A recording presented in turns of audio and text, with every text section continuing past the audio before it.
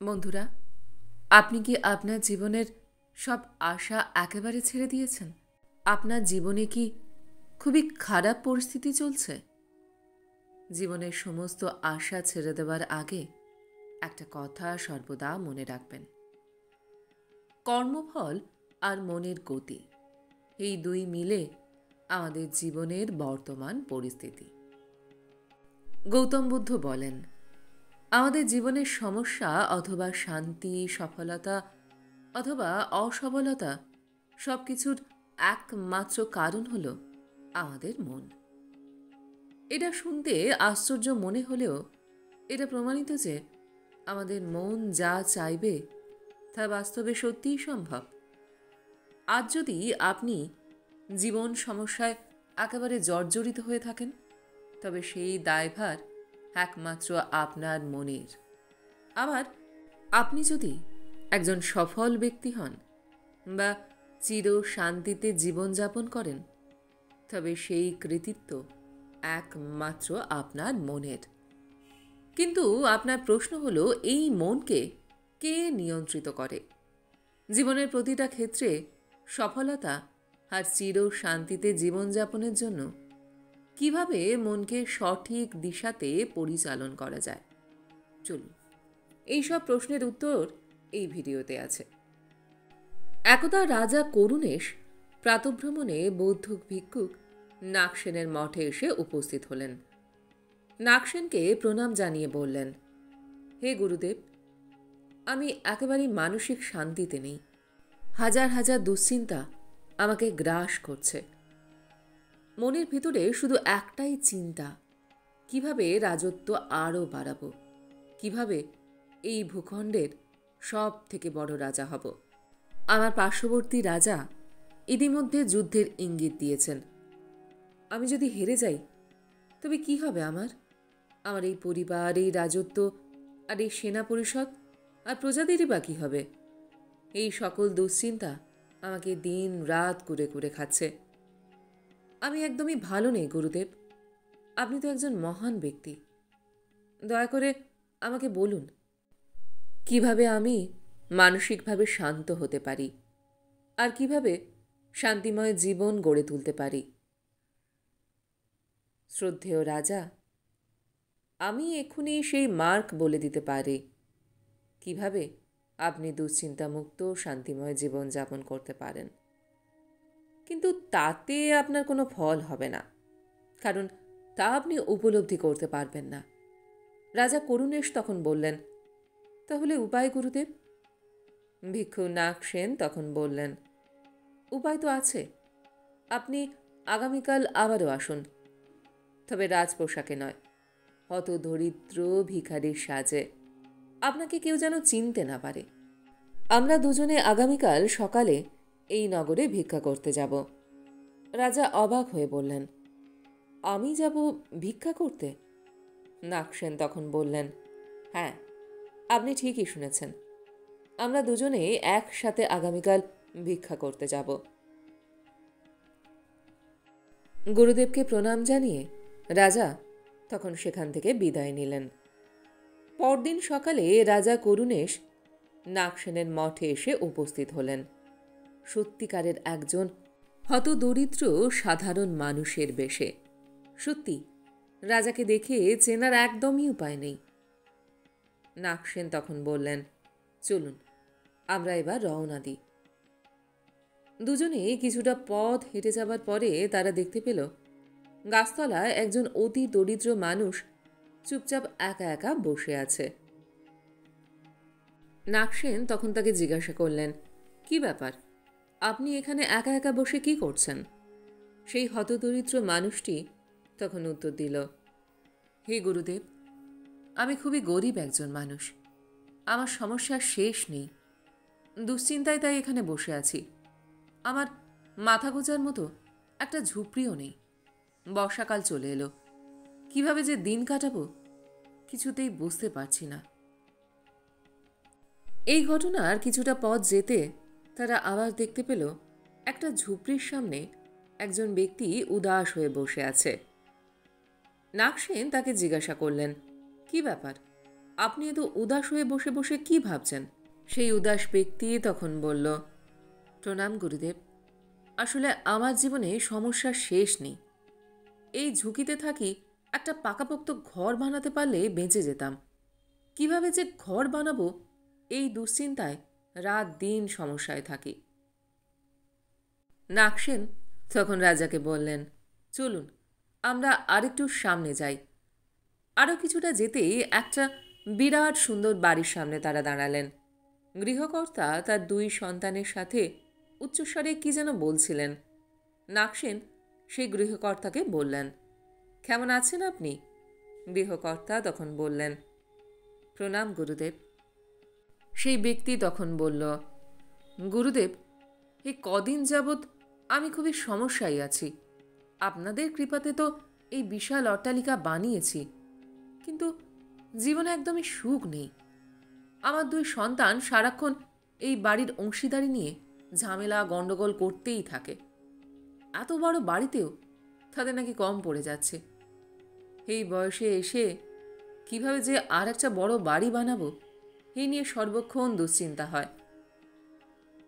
নাগসেন এবং রাজা করুণেশ গৃহকর্তার সমস্যার কথা শুনে সেখান থেকে চলে গেলেন। এরপর আরও কিছুটা হেঁটে যাবার পরে তারা দুজনে উপস্থিত হলেন সেই পরগনার জমিদারের কাছে। জমিদার নাগসেনকে স্বাগত জানালো। নাগসেন তখন বললেন, সবকিছু কুশল তো? জমিদার তখন বললেন, গুরুদেব, আমার মতো সমস্যায় এই রাজ্যে মনে হয় না দ্বিতীয় আর কেউ আছে। কেন জানি না, আমার মাঝে মাঝে মনে হয় আমার জন্মই হয়েছে শুধু দুশ্চিন্তা করার জন্য। দেশের মহামান্য রাজার খাজনা আদায়ের চাপ, সাধারণ প্রজাদের সমস্যা, পরিবারের অযোগ্য 4 সন্তানের কুকর্ম আর কর্মহীনতা আমাকে সর্বদা দুশ্চিন্তার অন্ধকারে ঢেকে রাখে। গুরুদেব, এই বিলাসবহুল বিশাল রাজপ্রাসাদ আমার কাছে একটা জ্বলন্ত চিতার সমান।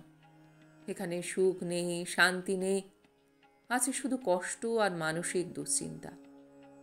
আজকাল শুধু মনে হয় এই জমিদারি ছেড়ে আমি যদি রাজা হতে পারতাম, আহা, কি শান্তিতেই না দিন কাটাতাম। হে গুরুদেব, জীবনে রাজা হওয়ার প্রবল ইচ্ছা আমাকে তাড়িয়ে নিয়ে বেড়ায় আমার নিজেরই অজান্তে।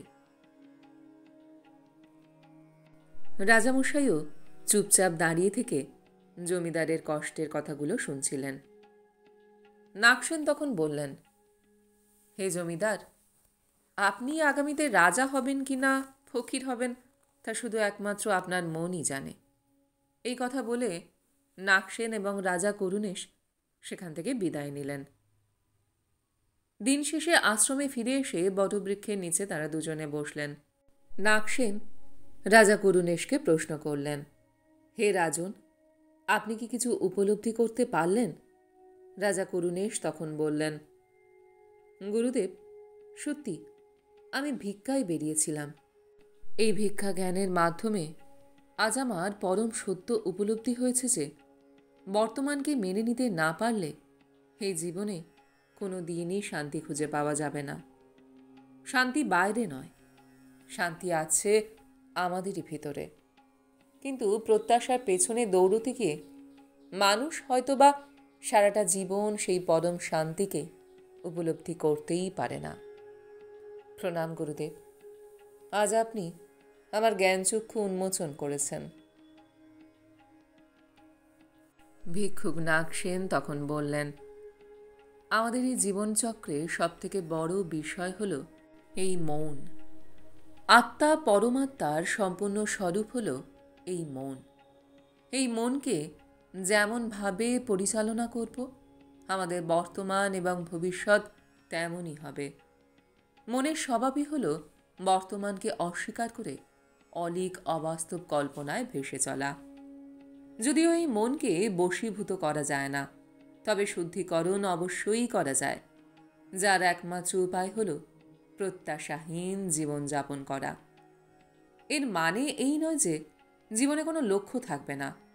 অবশ্যই উন্নতির লক্ষ্য থাকবে, তবে তা প্রত্যাশাহীন, আমাদের নিজস্ব দায় দায়িত্ব আর কর্মে বিলীন হয়ে যেতে হবে। ফলের আশা করলেই এই মন কর্ম থেকে দূরে থাকতে চাইবে।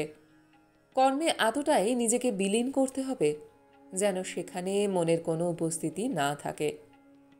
মনের যেখানে উপস্থিতি শূন্য, সেটাই হলো আসল মনোসংযোগ। হে রাজন, আমরা দিনের পর দিন, বছরের পর বছর, এমনকি সারা জীবন কোনোদিন এক মুহূর্ত এই মনের খবর নিই না। নিজের মনের কাছাকাছি আমাদের যেতে হবে। আমাদের একান্ত নির্জনে মনের সাথে দীর্ঘ সময় কাটালে বোঝা যাবে এই মৌন আসলে কী চায়। প্রত্যাশাহীন মন চির আনন্দময়, চির শান্তিপূর্ণ। বর্তমানকে মেনে নিতে হবে সাদরে। মনের হীনতা যখন আসবে তখন থেকেই এই জীবন চির শান্তিপূর্ণ হয়ে উঠবে। হে রাজন, আজ থেকে আপনার নতুন জীবন শুরু হলো। বন্ধুরা, চলুন আজ থেকে রাজা করুণেশের মতো আমরাও জীবনটাকে অন্যভাবে দেখতে শিখি, জীবনটাকে অন্যভাবে বাঁচতে শিখি, জীবনটাকে আবার নতুন করে শুরু করি। আমাদের মনকে সর্বদা বর্তমানে রাখতে হবে। সত্যি এই জীবন মহামূল্যবান, এই বর্তমান সময় মহামূল্যবান। আমাদের মন সর্বদা বর্তমানকে অস্বীকার করে অলীক কল্পনায় ভেসে বেড়ায়, আর তার ফলস্বরূপ আমাদের মনে জন্ম নেয় দুঃখ, হতাশা। গৌতম বুদ্ধ বলেছেন, করণীয় মত্থা কুশলেন ইয়ত্তম সন্তাম পাদম অভিশাকেমা সুখকে উজক্কা কুজক্কা শুভক্য কশ্যা মুতাধ্যানম অনাতিমানি। অর্থাৎ, যে তার জীবনে শান্ত অবস্থা অর্জন করতে চায়, শান্তিময় জীবনযাপন করতে চায়, তার প্রত্যাশাহীন কাজ করা উচিত, বর্তমানকে মেনে চলা উচিত। তোমার যা আছে তাই শ্রেয়। সুখী হও, ধ্যান যোগে জীবন কাটাও। বন্ধুরা, আমাদের মনই হল সৃষ্টি ও বিনাশের মূল। মনকে কেন্দ্রীভূত নিয়ন্ত্রণ করতে পারলে তবেই আমরা সুন্দর জীবন কাটাতে পারব।